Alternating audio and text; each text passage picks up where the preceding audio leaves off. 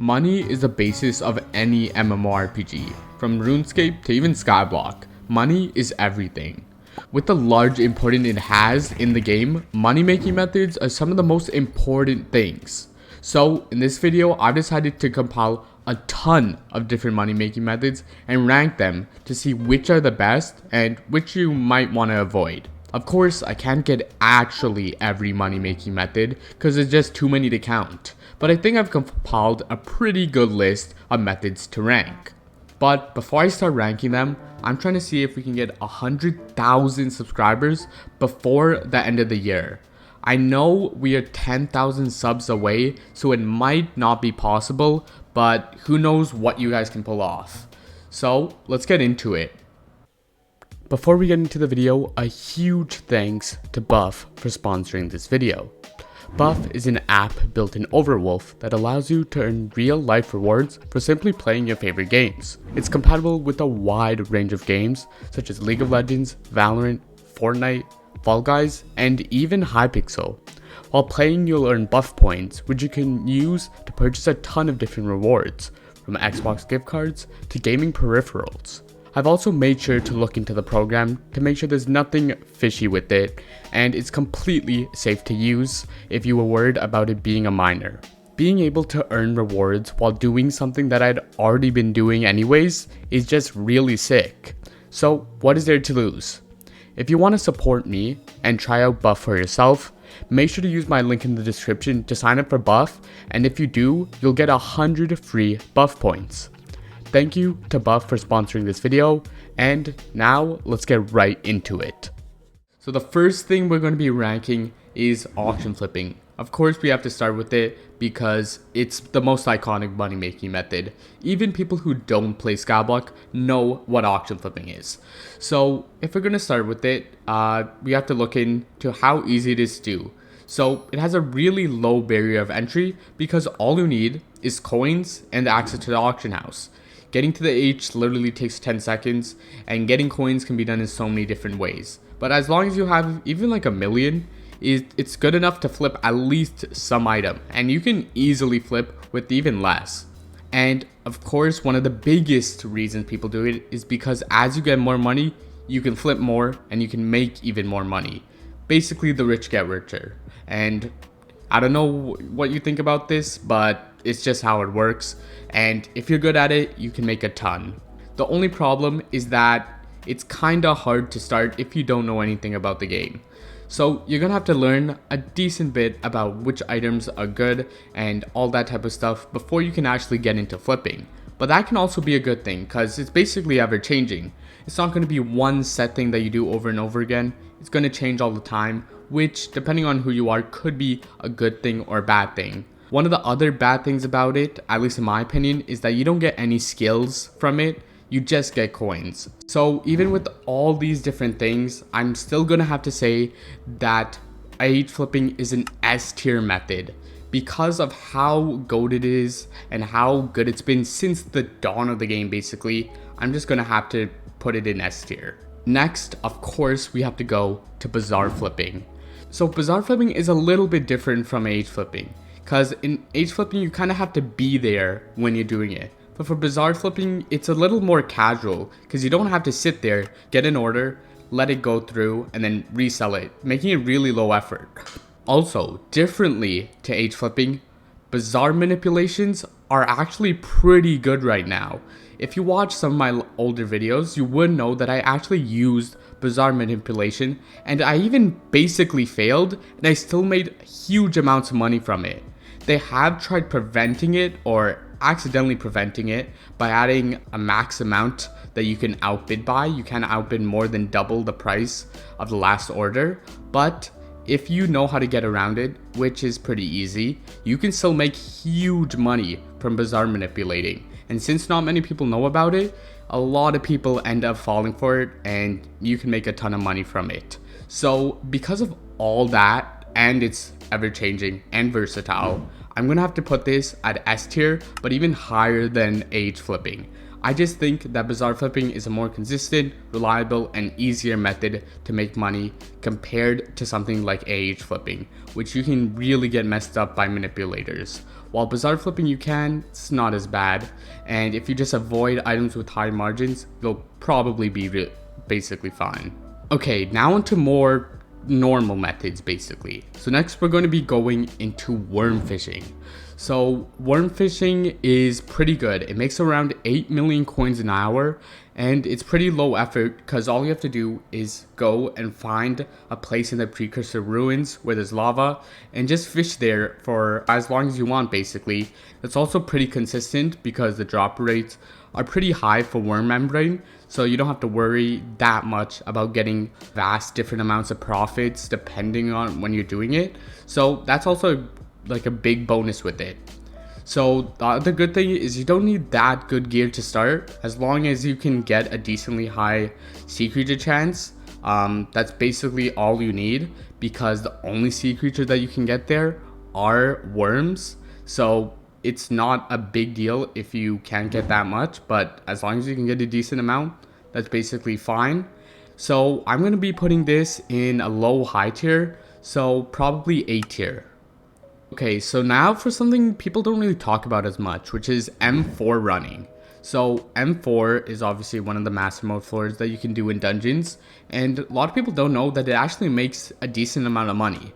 So I actually calculated it, and I took an average of all the prices. Keep in mind that this might have been a little bit ago, so I don't know how accurate they are, but basically what I found out is that for each run of M4, statistically you should get 900k per run. Of course, that's assuming like you end up eventually getting all the drops, so it's going to be inconsistent with RNG. And in 1 hour, assuming you're really good at M4, which I think you should only do it if you're pretty good at it, then you can get around 12 runs in an hour, and that's going to give you 10.8 mil an hour. So when calculating that 10.8 mil an hour, I basically just looked at items like Spirit Wings, Recoms, and Master Stars, and took the percentage of its like drop chance and converted that to see how much you would make per run.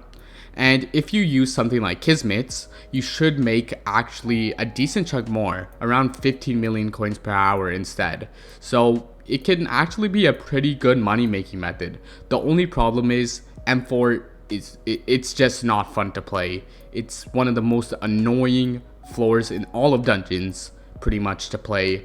So unless you actually like M4 or you want like a good mix of XP and coins, I would probably not run M4 because it's really annoying to play.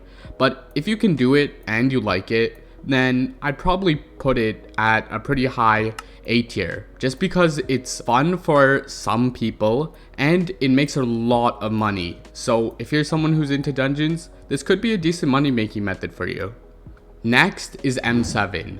So M7, I calculated the average amount of profit per run to be around 2 million coins, which is crazy. But of course you also have to consider, like before, that you have to get a handle eventually at some point. You're not going to always get 2 million. This is just an average after you've gotten most of the expensive drops.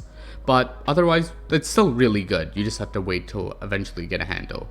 And if you do 6 runs in an hour, because these runs are a little longer than most, then you'll be looking at around 12 million coins an hour.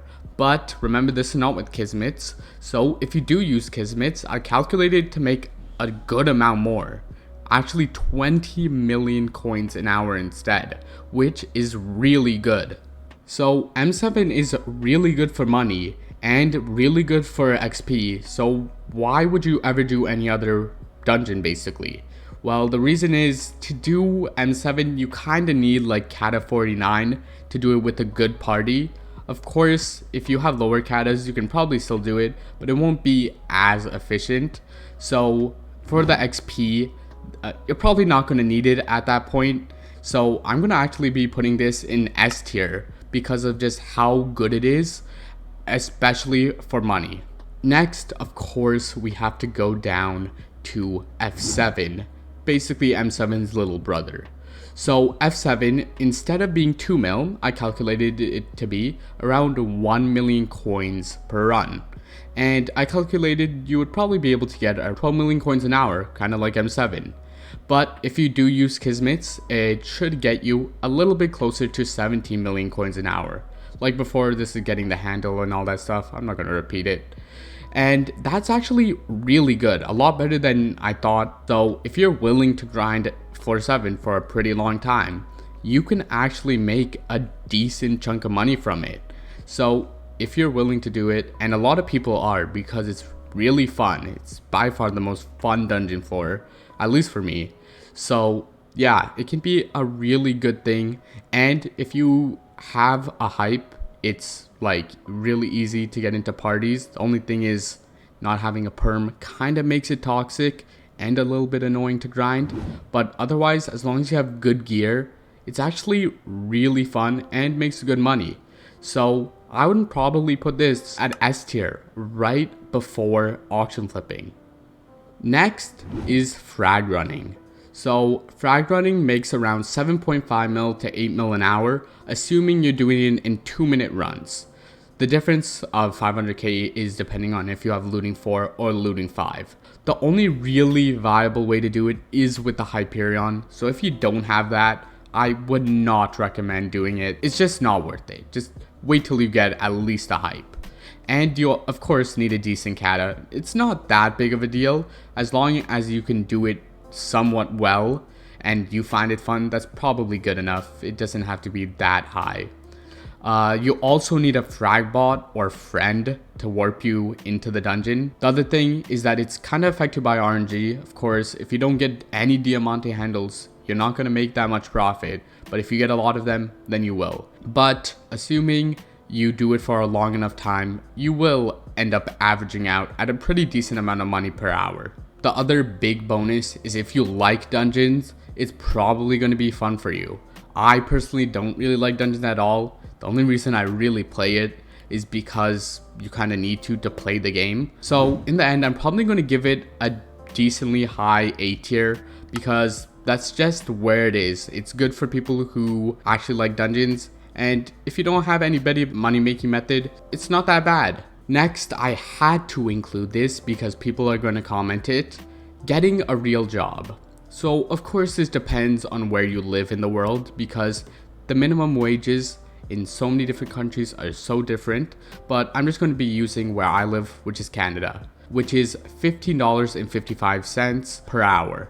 So using this, and if you were to buy only the $100 packs, the reason this is important is because the $100 packs have more value than any of the other ones. So assuming you're buying in those packs of gems and buying cookies, that conversion will be $1 equals about 1.25 mil. Or in other words, 19.5 mil an hour, which is pretty decent. Buying cookies used to be by far better than any other money making method, even with minimum wage. But right now, because of mining, as we're going to see later, it doesn't compare. You can literally make more money mining. So yeah, this is F tier. Why would you work a job when you can just go sit down and mine for 20 hours straight? Now onto what everyone's waiting for, Gemstone Mining. Gemstone Mining is crazy good, with it making around 30 million coins per hour with a maxed setup, but it can be extremely competitive and it's pretty high effort. Huge pro is that it makes the most money in the entire game by far and consistently. It's not an RNG method, consistently the best by far. Biggest thing swaying people from not doing it is probably the barrier of entry, because you need to put a ton of time into getting Hottom 7, all the powder, the gear, and all that stuff before you actually make that 30 mil an hour. So that's probably what makes it a little bit annoying for people to actually get into. But of course, if you are dedicated, once you get to that max status, you're going to be happy you went through it because you're going to be making so much per hour. But even with that, it can still be pretty versatile because you can do stuff like ruby or topaz mining if you want max profits. But even jade mining, when you want to make it just like a little less but way lower effort, you can do that too. So even if you're not a person who wants to mine in those actual patterns and routes, you don't have to, and you can still make a ton of money, and obviously it's low effort. So if you guys want to do that, you can do that too, which is a huge plus with gemstone mining. In the end, of course, I have to give gemstone mining the top S tier, because it's the best money making method. Like, everyone knows this. Next is Scatha Mining. So Scatha Mining, from my calculations, which could be wrong, but it makes around 20 mil to 30 mil an hour. I'm not kidding with this. That is extremely good, a lot better than I thought.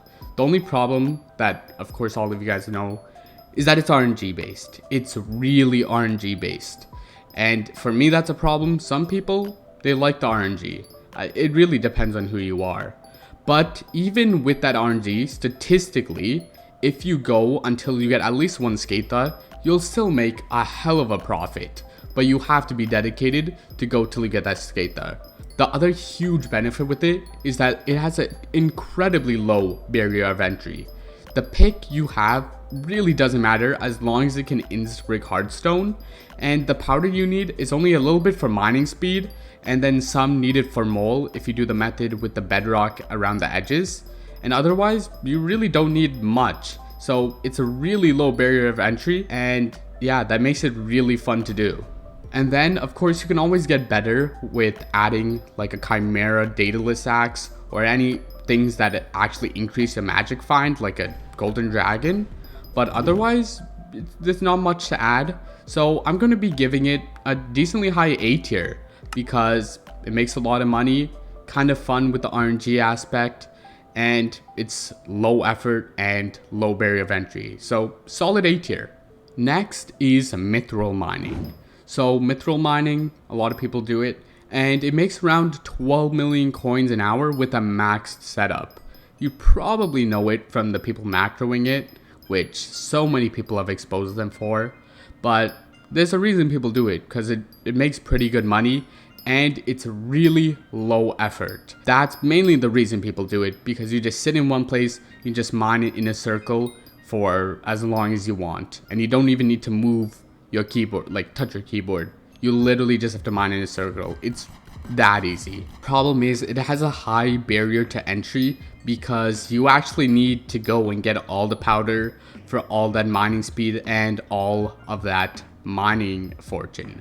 So if you don't put in the work for the powder, it's not worth it to do it. My only problem with the method is if you're doing it, you already have like a really good Heart of the Mountain setup. So you could just do jade mining, which requires a little bit more effort because you actually have to find a decent lobby and you have to hop around from the jade crystals. But otherwise, it just makes more money, like way more money than Mithril Mining, and has basically the same amount of effort, just a slightly harder. So I'd probably recommend doing jade mining over that. Because of jade mining's existence, I'm gonna have to give Mithril Mining just a mid B tier because there's just better things to do instead of it. Next, we're going to be looking to the elusive gold mining, which actually started cropping up and wasn't there since the Crystal Hollows released. Basically, gold mining can actually make a decent amount, around 16 million coins an hour with a maxed setup. The only problem is, if you have a maxed setup, you probably should just go and jade mine or literally any gemstone mine and you'll make way more. The big thing with it is that even with a bad setup, you can make upwards of 5 million coins an hour. As long as you have a gemstone gauntlet, a decent Heart of the Mountain, and mineral gear, you can actually make a decent amount of money, which is the main benefit to actually doing this method. Also, if you're a person who's trying to get their gold collection up for eventually getting a golden dragon, or if they already have one, that's also a slight bonus, but it's not that big of a bonus because the only thing with this is that it is extremely competitive. That's the biggest issue. The amount of times you'll go to the Mines of Divin and there'll be no gold blocks is unparalleled. So as long as you're willing to lobby swap for a while to find a Mine of Divin that you can mine out, then you're fine and it's a good method. But otherwise, I don't know if I could stand that. So I'm going to be giving it a decently high A tier just because of how good it is early game, and other than all that competitiveness, it's really good. Next, we have something most people wouldn't think of, which is Mycelium Mining. Yes, people actually do this, but it's not that good. With a bad setup, you'll be looking at making around 1 million coins an hour, which of course is pretty bad, but this is really early game, so it could be good if you're not that good at the game, but I still don't think it's worth doing. So of course, I have to give it a C tier, and the only reason it's getting a C is because it has a little bit of value for early game, but otherwise it's basically useless. Next, we have the Diana event. So this one is iconic, everyone knows the Diana event. It can make a decent amount of money. So from my calculations, which could be incorrect, who knows, calculated it to be around 62,000 coins per normal burrow that you get, and 120,000 coins per monster burrow. If you do a full burrow chain in 2 minutes, that's going to be making you around 8.7 million coins per hour. So of course, if you're not lucky, it's not going to be that good. And if you don't wait till you get at least like a chimera, then it could be much lower than usual. But statistically, you'll still make a decent amount of money. And this does not include loot sharing. And if you loot share with other people, you can make a way more. So you could be potentially making a ton more than the 8.7 mil an hour I calculated. And then finally, because a lot of people just like how the method works, they just like Diana, and that's a big thing. Like, I don't like it that much, but I know a lot of people that do, so I'm gonna end up having to give it a low S tier because of the decent amount of money it makes and it basically being fun being the main reason I put it there anyways. Now we're onto the Slayers. So of course we have to start with Rev tier 5. No one really does tier 1s to tier 4s, so let's just not include those. So for tier 5s, I calculated that statistically you should make around 44.5k per boss. And of course it costs you 100,000 coins. So yes, you're going to be losing money. So you might be talking about RNG's meter and how that affects profits. So I don't know entirely how it works for the new method of RNG's meter, but what I know is that even in the last RNG's meter, it was like negligible the amount of money you're gonna make. After calculating for the last one, you would need to kill 13.4 thousand bosses before you would statistically ever get a heart from the actual meter. So basically just don't think about it. You're not going to get it from the meter. You're going to get it from a random boss way before the meter's ever going to activate. So of course, in terms of a money making method, it's kind of garbage for money. You literally lose money. But during derpy or when you can boss trade, it can be hella fun. And if you have a pet to level up, it can actually end up sometimes making profit. So in that case, literally just because of derpy, I'm going to be giving it a B tier. Literally just because derpy makes it fun and makes it have a little bit of profit. Otherwise, it's useless. Then to the next layer, Sven tier 4s. So I calculated that on average, it costs 50k to actually do the boss and you'll profit 54k. So that's a decent amount, not that big, but this obviously statistically. So if you get an overflux early, it's going to be more. If you get it late, it's going to be less. So it's kind of on that good area where it's around average. I also find it a pretty fun Slayer to do. I mean, not as much as something like tier 5s, but I know a lot of people find it fun. And you can also trade and loot share, so you could probably make even more if you do that. I didn't include loot share into calculating the profits, so you'll probably make slightly more if you actually loot share. And if you find Sven fun, it can actually be pretty profitable. Then I'm going to end up giving it a low or high B tier. Next, we have Tarantula Slayer. I calculated that it costs 50k to do one, and you'll make 27,000 coins per, so it's a pretty big loss. But it is really easy to infinite trade with the derpy, which is a pretty big plus. But other than that, it's useless. Literally, you're not making anywhere close to any profits. It's not that fun, doesn't give that much combat XP. It's basically useless. The only reason to do it is to get your Tara Slayer up. There's literally no reason to do it otherwise. And that's the reason I'm going to be putting this in D tier. The reason it's not in F is literally just because is kind of needed if you want to max out your slayers and get some talismans. Otherwise, it'd be an F tier. Next, we have the pretty iconic now E-Man Slayer. And of course, we have to look at E-Man tier 4s, but tier 3s are actually like decent to do. Not that good, but they exist. But for tier 4s, I calculated 50k per boss and around 368k profit per. Of course, prices change, but that's pretty decent, 300k profit. However, even though it's not that RNG based, the Judgment Core is still there as a small motivator, so that's also a pretty big plus in my opinion. The main issue with it is that it has a pretty high barrier to entry. You need like some good gear to do it, and you need an atom split, but it's not that big of a deal because the other gear that you need to do it, you'll probably eventually have to own at some point. So in the end, I'm going to end up ranking it around A tier because I don't think it's S tier yet, but it still makes a decent amount of money and can be pretty fun. Next, we have Blaze Slayer. So Blaze Slayer is a little different than the other Slayers because they actually have multiple viable ones that you can do. You would think that would be tier 3s and tier 4s, but not actually. A lot of people say tier 3s are not worth doing. So instead it's tier 2s and tier 4s. So for tier 2s, it costs 25k per and you'll make 230k profit per, which is pretty good. Then for tier 4s, it's 160k per, but you make on average 870k profit, which is huge, honestly. But you obviously have to wait till you get the good drops, but otherwise you will make those profits. Tier 2s can actually make a decent amount of money and have a low barrier of entry, which is actually pretty nice.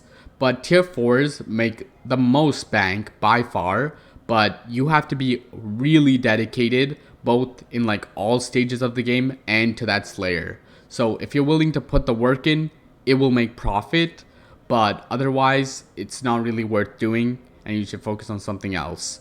So because of the high barrier of entry for tier 4s, I'm going to be putting Blaze Slayer just at the like tippy top of A tier because it's really good for money if you put that effort in. Otherwise it'd probably be S tier, but I'm just going to leave it right at the top of A tier. Next, onto something kind of forgotten, which is farming. So I actually have a list here from Bankier, who's like a big person in the farming community, which has all the optimal rates for coins and XP for all the crops in the game. So if you want, you can pause the video and look at this, but I'm going to go in depth into each one. So the best for money technically is actually cocoa beans at 4.6 mil an hour, assuming you're farming at like max efficiency. Then next, best for XP is technically mushrooms. Most people don't know that, but it's not the most viable considering for mushrooms to be this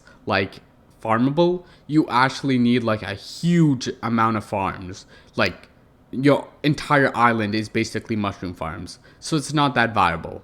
So instead, let's look at what's actually viable. Best for coins is probably just sugarcane because it makes around 3 mil an hour to the NPC, which is a pretty decent amount and it's low effort. You would think for XP it's also cane, but actually farming pumpkins is really easy and makes a lot of XP, so it's now the most viable for XP. People often make the argument that cane is better simply because you can grind it with only one hand because you can do the backwards and forwards farming. So basically right now, if you build that farm, there's really no reason to do cane other than for a little bit of extra money. So if you're willing to spare the extra 800k profit that you'll get from cane for the 30k extra XP per hour you'll get from pumpkins, then pumpkins are worth it. So now that we know all this stuff, let's go into the final rankings. So for the highest tier I'm going to give, it's going to be cane at a high B tier because it's a good mix of XP and coins and low effort. So it's by far the best crop on average. Next, I'm going to be putting cocoa bean. And this is going to be in a mid B tier because it can make much more than cane, but it requires a lot more effort and makes much less XP. Next, we have pumpkins. Of course, I'm going to be giving pumpkins a mid B tier as well, because it's really good for XP and low effort. The only problem is that it doesn't make that many coins. Then wheat, potato, and carrots are all kind of grouped together at a low B tier. They make the same amount of XP as cane, but don't make as many coins, and it actually requires a little bit of effort. So it's just basically a worse version of cane. Then melons are going to be in low B tier because they are basically just cane, but it makes less XP. So there's no reason to do it. Then we have mushrooms, and even though mushrooms has the technical highest XP, because it's not viable to do, I'm just putting it at a low tier because it could be good, but it's not really viable, so it's kind of trash, and the coins per hour is pretty trash. Then this might be strange, but nether wart I'm actually putting at a high C tier because you get 0 farming XP from it, which right now with all the other methods is the main reason to farm anyways.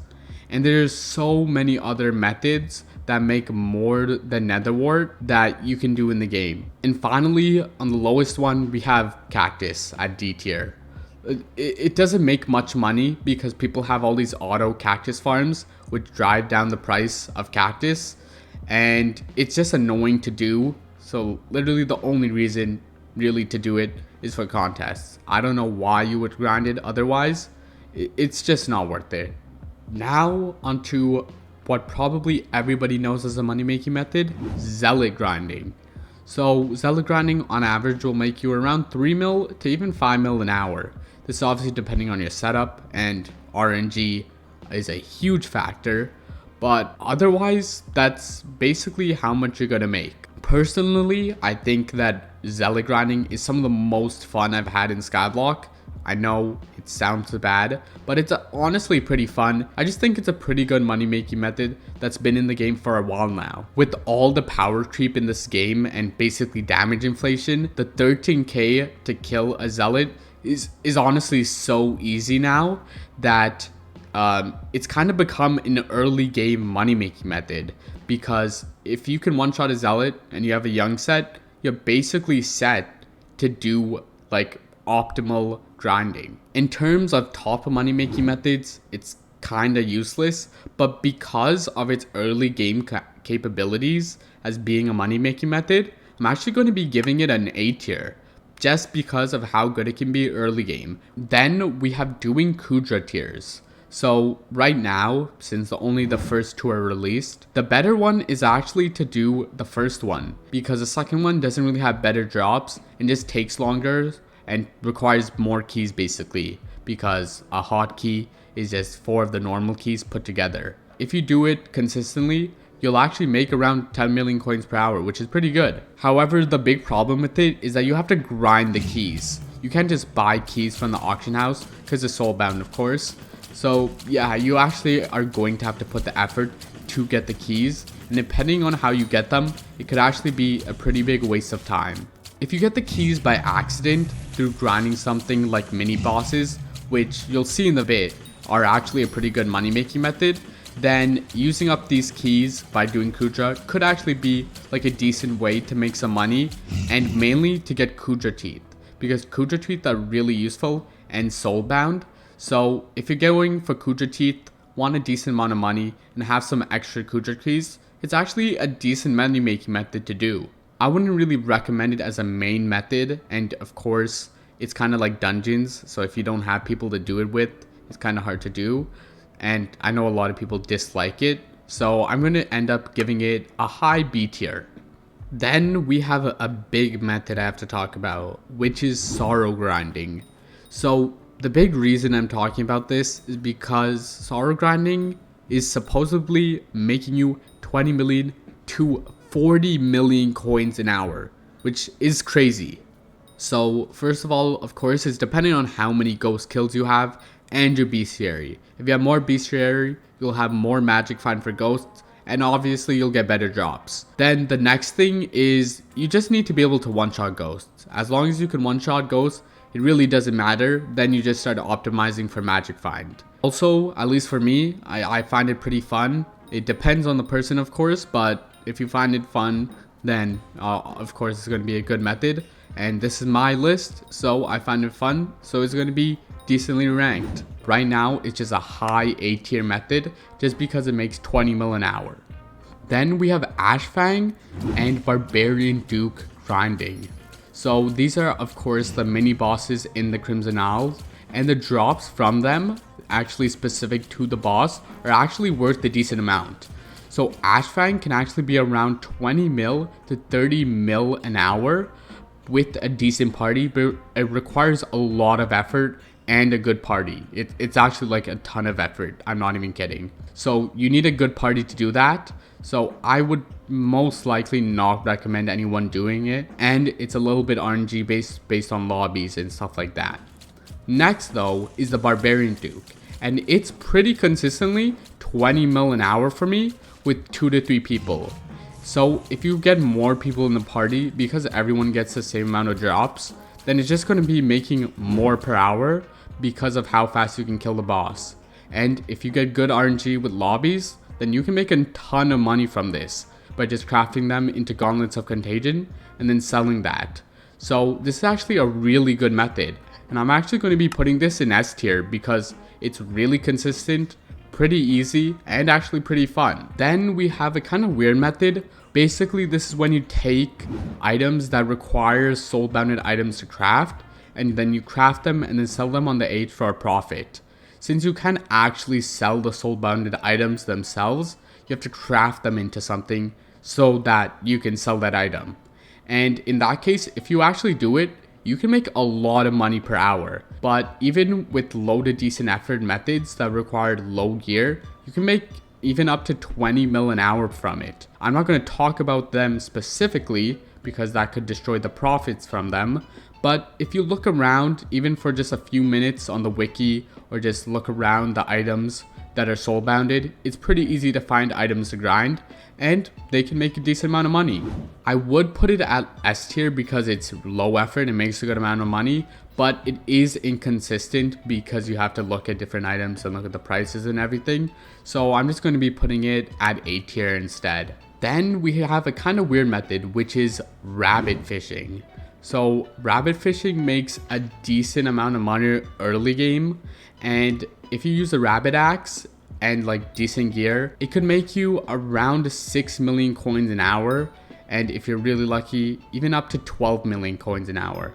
But it's not consistent at all. It's super RNG based. It used to be really good, but now with all these other methods, it's lost all of its reason to be done. So I'm going to be putting this at D tier because it's basically useless. Then for the final method that I have for you today, I'm going to be doing slime minions. So this is more of an AFK method, but I wanted to include at least one of these. And basically this method is pretty easy. You just set up slime minions with corrupt soul and AFK them. That's literally all you do, and you make decent money. From what I've heard of people making upwards of 5 mil per day by just leaving AFK, and sometimes even more. I know there's been some nerfs with it, so I don't know how much it is exactly right now, but I've been hearing around 5 mil a day, which is still pretty good, especially considering it's all AFK. The only problem is that you're gonna have to AFK, so you either have to have someone on your island or you have to leave your PC or laptop on. So that's kind of a big issue for a lot of people. So that's why it's not going to be in the highest tier. And then to bring it down even more, if you don't have max skills, you should probably be using a skill minion instead, like a melon minion, snow minions, rev minions even for XP. There's so many minions that give good skill XP, and if you're not max skills yet, you probably have more value from that than putting it for money. So until you get max skills, I wouldn't recommend doing it, and because of that, I'd probably end up putting it in a mid B tier. Yeah, and that's all the methods I have to rank for you guys today. I do know that I missed probably quite a bit, but I didn't really have too much time and I didn't want to make this video too long, so I ranked as many as I could. So if you guys did enjoy this video, make sure to subscribe. We're trying to hit 100k before the end of the year. And also let me know more methods if I should make another one of these videos, or about basically anything, any more tier lists. So thank you guys for watching, and I'll see you in the next one. Later.